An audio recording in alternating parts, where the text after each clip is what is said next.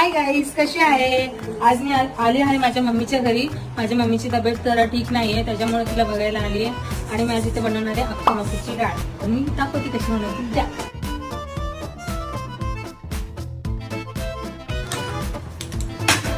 ही 3 city. माझी mummy आहे. माझी मम्मीची तब्येत बरी नाही, ती पण आजारी आहे. माझे पप्पा बोलले मच्छी फ्राय करायला, ते गेले मच्छी आणायला आता.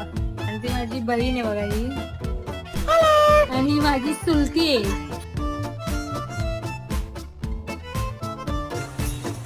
कांदा, मिरची, जिरा, कढीपत्ता, तेजपत्ता, लाल मिरची हे सगळं टाकून आता हे चांगलं फ्राय होणार. नंतर टमाटे टाकतात. आजी पण आणली फिश. आता आम्ही फिश पण फ्राय करणार आहे.